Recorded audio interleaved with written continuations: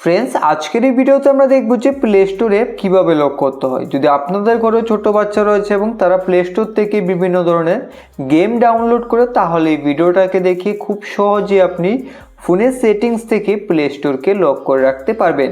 কিভাবে লক করবেন তো চলুন এখন আমরা দেখে নিই। তো এর জন্য আপনাকে সবার প্রথমেই সেটিংসকে ওপেন করতে হবে। তো আপনি আপনার ফোনের সেটিংসকে ওপেন করে নেবেন। সেটিংসকে ওপেন করে এখন বন্ধুরা সেটিংসে আপনারা একটু নিচে আসুন। নিচে এখানে পেয়ে যাবেন পাসওয়ার্ড এন্ড সিকিউরিটি।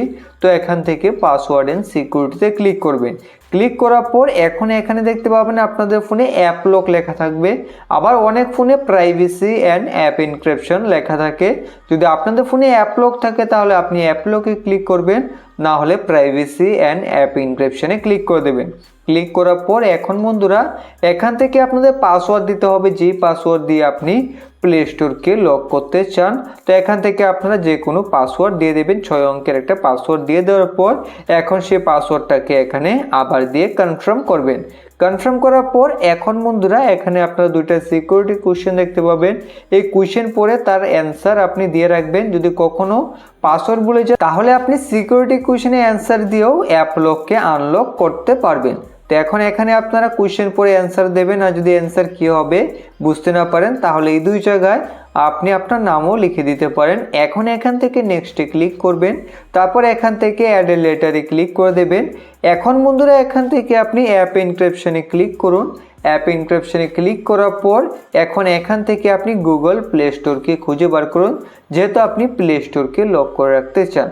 তো এই দেখতে পাচ্ছেন এখানে গুগল প্লে স্টোর অ্যাপ্লিকেশন রয়েছে। তো এখান থেকে আমাদের এই অপশনটাকে অন করে দিতে হবে। অন করে দিলেই কিন্তু আমাদের গুগল প্লে স্টোর এখন লক হয়ে যাবে। এবং বন্ধুরা এখানে কিন্তু আমাদের যে অ্যাপ্লিকেশন তা কিন্তু পিনের মাধ্যমে আমরা লক করেছি। আর যদি আমরা ফিঙ্গারপ্রিন্টও দিতে চাই তাহলে আমাদের এখানে নিচে আসতে হবে। তো এখানে দেখতে পাচ্ছেন use fingerprint for privacy password, এই অপশনটাকে অন করে দিতে হবে। তাহলে আপনি ফিঙ্গারপ্রিন্ট দিয়েও প্লে স্টোরকে ওপেন করতে পারবেন। আপনি চাইলে দিতে পারেন বা নাও দিতে পারেন। এখন প্লে স্টোরে ক্লিক করে দেওয়ার পর এখন কিন্তু প্লে স্টোর ডাইরেক্ট ওপেন হবে না।